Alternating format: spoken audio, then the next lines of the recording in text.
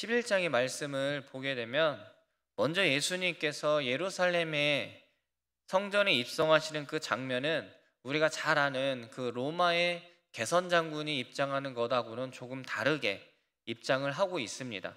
화려하지도 않으면서 메시아로 오신 그 예수님은 성전에 입성하시기 위해서 나귀 새끼를 직접 명령하시고 가져올 것을 명령하십니다. 그리고 나귀를 타고 성전에 입성하심으로써 구약의 예언이 성취되고 있다라는 것을 친히 보여주셨죠.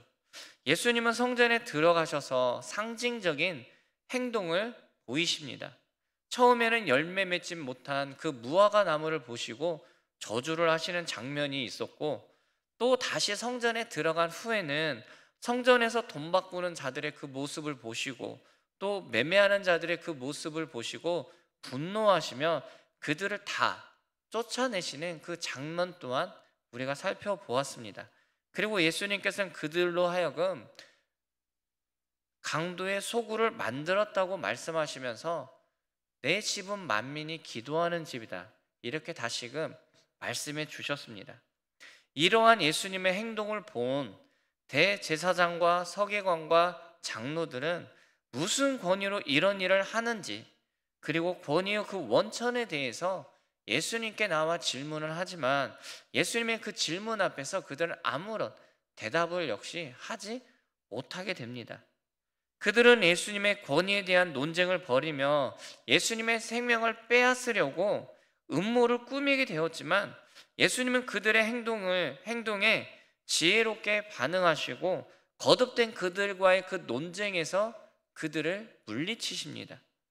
결국에 그들은 하나님의 포도원을 지키는 악한 농부로 묘사가 되고 그 아들을 죽이는 자로 그들은 묘사가 됩니다. 이러한 관점에서 본다면 오늘 본문은 권위 논쟁 부분에 있어서 도입부에 해당된다고 볼 수가 있습니다. 우리가 성경을 보면, 복음서를 보면 예수님의 가르침에 대해서 무언가는 조금 다르다, 무엇인가는 특별한 것이 있다, 분명한 차이가 있다고 생각을 하게 됩니다. 예수님의 가르침은 1세기 당시 그 서기관들의 가르침과는 분명한 차이가 있었습니다. 우리 마가복음 1장 27절의 말씀을 다 함께 보겠습니다. 마가복음 1장 27절의 말씀입니다. 시작.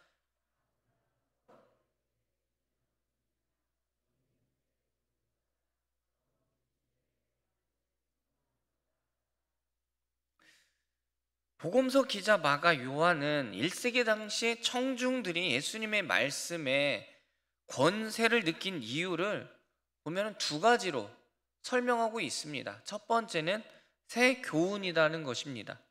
이 말은 지금까지 서기관들에게 우리가 여러 해 말씀을 배웠지만 예수님의 가르침은 이제까지 들어보지 못한 내용이라는 것을 설명하고 있는 것입니다. 그리고 두 번째는 예수님의 말씀에는 무엇이 있냐면 권위가 있다라는 것입니다. 예수님의 그 말씀에는 힘이 있다라는 사실이죠.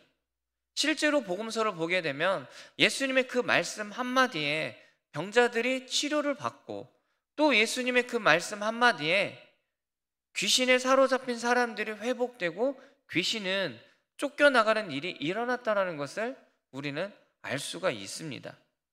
그리고 오늘 27절의 말씀을 다 함께 보겠습니다.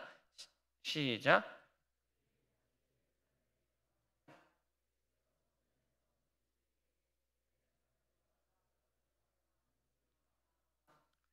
(27절의) 말씀을 보게 되면 두 집단이 등장을 하고 있습니다.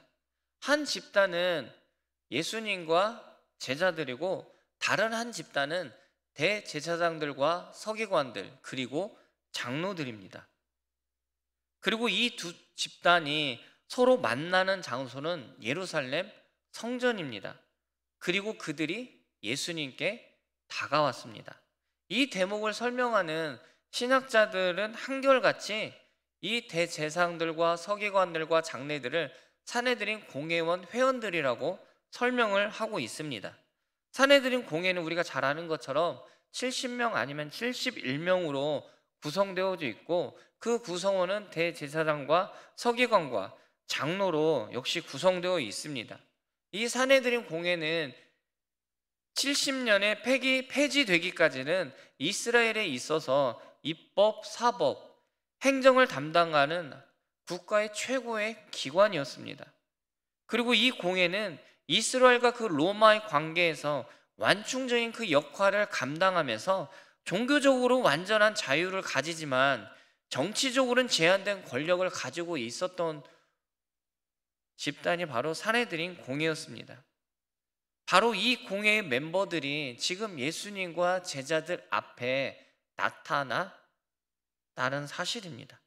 거대한 권력을 가진 그 집단이 예수님과 제자들 앞에 나타났습니다. 그런데 그들과 예수님의 제자들을 비교하면 굉장한 차이가 있습니다.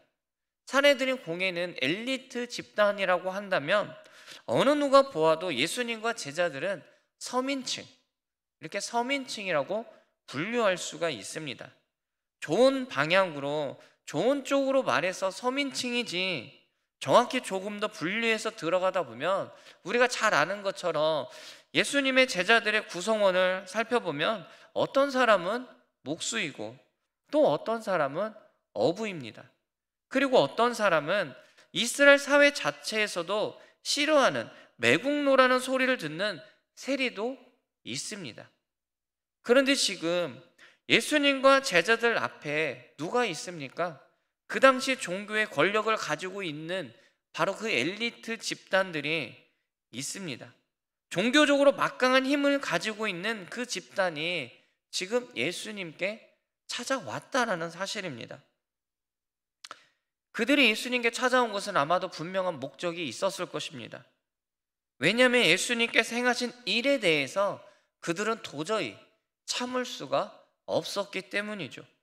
예수님께서 행하신 성전 청결이, 성전 제도에 대한 도전으로 생각하고 있었고, 무엇보다도 그들의 권위에 대한 도전으로 그들은 심각하게 생각하고 있었습니다.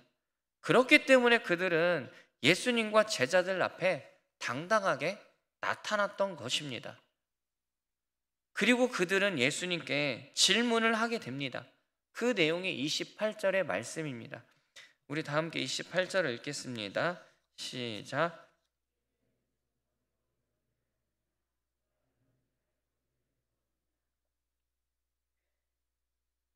그들이 예수님께 질문을 합니다. 질문을 했습니다. 그대가 누구에게 이런 일을 행하느냐? 누가 이런 할 권세를 주었느냐? 1세기 당시 그들은 성전을 관장하고 있었기 때문에 얼마든지 예루살렘 그 성전 안에서 어떤 일을 행하거나 사람들을 가르치는 일들은 반드시 그들의 허락하에만 할 수가 있었다라는 사실이죠. 그런데 예수님은 그들의 허가 없이, 그들의 허락 없이 성전에 대해서 가르치셨고, 또 그 예수님의 가르침은 성전의 근간을 흔드는 문제였습니다. 그리고 또 그들의 권세에 대한 도전으로 받아들였기 때문에 그 문제를 그들은 절대로 좌시할 수가 없었습니다. 그래서 그들은 자신들이 가지고 있는 그 권한을 가지고 당당하게 예수님 앞에 나와서 지금 당신이 행한 그 일이 어떠한 권위로 행하였느냐고 당당하게 따져 묻고 있는 상황입니다. 이들이 질문하는 그 모습을 보면 정당한 방법으로 보여집니다. 그런데 실상은 그렇지 않습니다. 왜냐하면 우리가 잘 아는 것처럼 서기관들, 율법을 연구하는 자들입니다. 대제사장들, 성전에서 일하는 자들이었기 때문에 무엇보다도 가장 먼저 예수님의 존재에 대해서 알아야 될 사람이 바로 서기관과 제사장들입니다. 그런데도 불구하고 예수님께서 보여주신 그 행동에도 불구하고 그들은 먼저 깨달아야 하지만 깨닫지 못했다라는 사실입니다. 그토록 기다리던 메시아가 오셨다라는 것을 깨달았으면 모든 사람들에게 알리면서 경배하는 모습이 나타나야 하지만 그들에게는 예수님을 경배하는 모습, 존경하는 모습 전혀 찾아볼 수가 없었습니다. 무엇보다도 그들이 성전에서 봉사할 수 있는 그 권한은 그들 스스로 성취한 것이 아니었습니다. 하나님은 이스라엘 12지파 중에서 특별히 레위 지파를 선택하셨고 그 레위 지파 중에서도 누구누구에게는 성전과 제사를 관장하도록 허락해 주었다라는 사실이죠. 그러므로 그들은 그 권한을 주신 그 하나님께 감사하는 것이 먼저입니다. 성전의 기능이 온전하게 돌아갈 수 있도록 책임져야 할 의무가 바로 그들에게 있었다라는 사실이죠. 그런데 우리가 잘 아는 것처럼 그들은 그들의 의무를, 책임을 다하지 않았습니다. 오히려 그들은 자신들의 사리사욕을 채우기 위해서 성전에서 자릿세를 받고 장사하는 소굴로 만들어 버렸다는 사실입니다. 그들의 그릇된 행동으로 말미암아 성전의 원래 기능을 수행할 수가 없었습니다. 예를 들면 주변에 아픈 환자가 많이 있었습니다. 오늘이나 1세기 당시에 가난한 환자들은 돈이 없기 때문에 의료 혜택을 전혀 받을 수가 없었습니다. 또 하나님을 제대로 설명하고 바르게 그분을 사랑하는 방법을 알고 싶었지만 어느 누구도 그런 말을 해주지 않았습니다. 또 그들이 사회를 살아가면서 억울한 일, 때로는 슬픈 일을 당해도 불합리한 일들이 그들의 삶 가운데 일어나도 어느 누구도 그것이 잘못되었다고 말하며 그들을 위해서 변호해주며 잘못된 제도를 고치려는 사람이 없었습니다. 오히려 올바른 길로 가려고 하는 사람이 등장을 하게 되면 그들은 그들을 억압하고 그들을 죽이기까지 했습니다. 이러한 일들은 누가 감당해야 됩니까? 소위 엘리트라고 하는 그 사람들, 사내들인 공회원 회원들이 감당해야 할 의무입니다. 그 당시 엘리트 집단인 사내들인 공회가 이러한 일을 감당해야만 했습니다. 그런데 그들은 이러한 일에는 1도 관심이 없었습니다. 그런데 누가 이러한 일을 감당했습니까? 그들이 나사렛에서 선한 것이 날 수 없다고 무시하던 예수님께서는 병자들을 돌보시고 또 아픈 환자들을 치료하시고 질병으로 오랜 세월을 고통당하며 사회로부터 격리되어 살아가는 그들의 아픔을 예수님께서 친히 다 보듬어 주셨다라는 것입니다. 또 예수님은 바른 신앙의 길이 무엇인지 말씀으로 가르쳐 주시고 사회적 약자들과 함께 생활하시면서 하나님 나라가 무엇인지 친히 가르쳐 주셨습니다. 그리고 하나님 나라를 소망하며 살아가는 길이 무엇인지를 그들에게 몸소 가르쳐 주셨다라는 것이죠. 예수님은 무엇보다도 성전의 중요한 기능인 그 속죄의 기능과 예배의 기능이 상실해버린 그곳을 향하여 심판을 하셨습니다. 그리고 그곳에서 장사하는 모든 사람들을 몰아내시며 성전의 본래 목적이 무엇인지를 가르쳐 주셨던 것이죠. 자신들이 외면한 그 일을 예수님께서 하셨는데 오히려 그들은 예수님께서 무슨 권위로 이런 일을 행하느냐고 따져 물었던 것입니다. 그들의 그 질문 앞에서 예수님은 어떻게 대답을 하고 있을까요? 우리 29절과 30절의 말씀을 다 함께 읽겠습니다. 시작.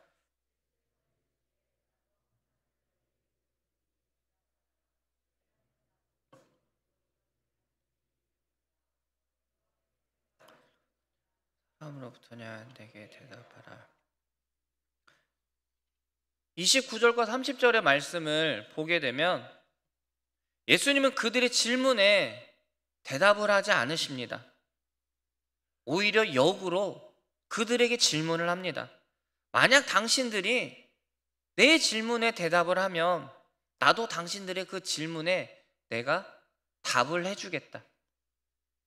예수님께서 그들에게 질문하신 것이 무엇입니까? 세례 요한이 누구의 권세로 세례를 주었느냐? 하나님께서 주신 것이냐?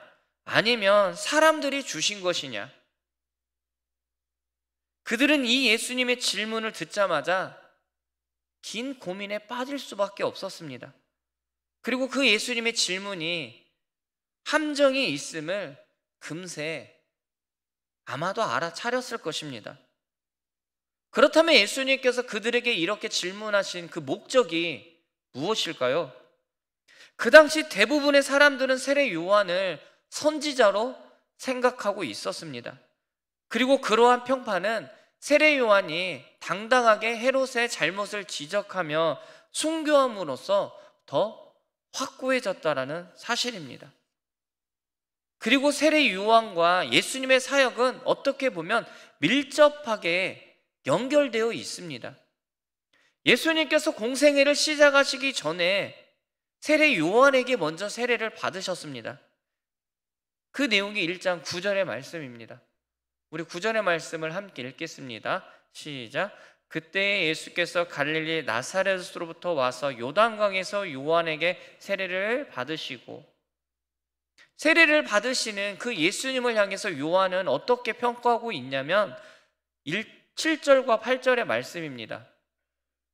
함께 읽겠습니다. 시작. 그가 전파에 이르되 나보다 능력이 많으신 이가 내 뒤에 오시나니 나는 굽혀 그의 신발끈을 풀기도 감당하지 못하겠노라. 나는 너희에게 물로 세례를 베풀었거니와 그는 너희에게 성령으로 세례를 베푸시리라. 아멘. 만약 그들이 세례 요한의 사역의 배후에 있는 이 신적 권위를 받아들인다면 그들은 당연히 예수님의 권위 역시 받아들여야 한다는 사실입니다. 왜냐하면 세례 요한의 사역은 그가 예수님의 사역을 준비하며 자신에게 몰려온 사람들에게 회개하고 돌이킬 것을 선포했기 때문입니다. 그리고 죄사함의 세례를 선포했기 때문이죠. 다시 말하면 이 세례 요한의 그 사역을 통하여서 기존에 있던 성전을 통한 속죄의 의미가 더 이상 필요하지 않다라는 것을, 이 세례 요한의 사역이 암묵적 그림이었다면 예수님께서 가버나움에서 중풍병자를 치료하심에 있어서 병만 치료해 주신 것이 아닙니다. 죄를 사하는 권세가 있음을 분명하게 알려주셨습니다. 그러므로 예수님으로부터 시작된 새로운 시대는 성전을 통한 죄사함이 필요 없게 된다라는 사실입니다. 왜냐하면 예수님께서 친히 성전이 되실 것이고 우리의 모든 죄를 사해 주시는 속죄주가 되어 주셨기 때문입니다. 참된 성전이 되신 우리 주님께서 우리의 죄를 사해 주시기 때문입니다. 그러므로 회개의 세례를 선포한 그 세례의 요한을 부인한다고 한다면 선지자로 여기는 그 대중에게 엄청난 비난을 받을 것을 각오해야 합니다. 때론 그들에게 돌로 맞아 죽을 수도 있습니다. 반대로 세례 요한의 세례를 베푼 권위가 하나님께로 나왔다고 그들이 말을 하게 된다면 그 당시 통치자인 헤롯에게 정치적인 그 위협을 당할 수 있는 상황이었기 때문입니다. 사랑하는 여러분, 그들은 천지를 지으시고 세상을 창조하시고 그들에게 성전에서 봉사할 수 있는 은혜를 주신 그 하나님에 대해서는 전혀 두려워하지 않았습니다. 오히려 사람들을 두려워했고 세상의 통치자를 두려워했습니다. 그들은 세례 요한이 헤롯을 잘못을 지적하다가 죽은 그 사건에 대해서 정확히 잘 알고 있었습니다. 또한 그 세례 요한의 사역을 통해서 하나님께서 보내신 선지자라는 사실을 아마 그들의 마음속에서는 이미 동조하고 있었을지도 모릅니다. 그런데 중요한 것은 마음속으로는 인정했을지는 모르지만 그들의 신앙의 삶 속에서는 인정하지 않았다라는 사실입니다. 신앙보다 자신의 체면이 먼저였습니다. 신앙보다 자신의 특권이 먼저였습니다. 그들의 신앙을 한마디로 요약하면 위선적인 신앙이었습니다. 사랑하는 여러분, 그들은 예수님을 위협하고 예수님 앞에 당당하게 나왔습니다. 그러나 예수님의 그 질문 앞에서 그들은 아무것도 할 수가 없었습니다. 예수님 앞에 당당하게 나왔던 그들의 모습은 온데간데 없고 그들의 비참한 실상만 드러났습니다. 그들은 하나님을 들먹였지만 실상은 인기와 평판 그리고 권력을 두려워했다라는 사실입니다. 그러므로 그들은 하나님을 섬기는 사람이 아니라 남들이 자신을 어떻게 평가하는지가 더 중요했던 사람들이고 권력을 섬기는 자들이었습니다. 그리고 그들은 자신들이 가지고 있는 그 특권, 권위가 하나님으로부터 부여받았다고 생각하고 있었지만 정작 자신들에게 주어진 임무를 소홀히 했다라는 사실입니다. 정작 그들은 삶을 통해 드러나야 할 하나님의 권위는 나타내지 않았습니다. 그러면 오늘날 우리는 어떠한 신앙의 삶을 살아가고 있습니까? 우리도 하나님을 믿는다고 고백을 합니다. 그런데 우리의 삶을 보면 때로는 세상의 사람들과 구별이 되지 않습니다. 하나님을 열심히 섬기는 모습을 보이려고 무단히 애쓰며 노력은 합니다. 그런데 정작 중요한 삶의 현장에서 신앙인의 모습은 소금과 빛과 같은 삶은 나타나지 않고 있습니다. 오히려 세상의 권력에 우리도 더 많은 관심이 있고 사회적 약자에게 관심을 가지기보다는 세상의 그 명예와 돈에 더 많은 관심을 두며 내가 출세하기 위해서는 어떻게 살아야 하는지, 더 많은 부를 위해서는 내가 무엇을 해야 하는지 더 많은 관심을 두며 살아가는 삶이 우리의 삶이 되어버렸습니다. 하나님이 없는 삶, 순간은 좋은 것 같이 생각이 될 수도 있습니다. 그런데 우리가 반드시 기억해야 될 것이 있습니다. 성경에서는 분명히 말합니다. 이 세상은 잠깐 살다 가는 세상이라는 것을, 안개와 같은 세상에서 우리의 마음을 세상에 빼앗겨서는 안 된다라는 것입니다. 우리의 시선 늘 하나님께 향하여 있어야 합니다. 우리의 시선이 하나님께 고정되어 있을 때 우리가 세상에 희망이 될 수가 있습니다. 우리가 세상의 희망이 되는 길은 다른 데 있는 것이 아닙니다. 하나님의 말씀 앞에 있습니다. 그러므로 마땅히 하나님의 자녀로서 말씀 중심의 삶을 살아가며 말씀에 순종하며 그 말씀이 인도하는 대로 살아가는 저와 여러분의 삶이 되길 주님의 이름으로 축복합니다. 이 시간 다 함께 기도하면서 찬양을 드리면서 기도하는 시간을 갖도록 하겠습니다.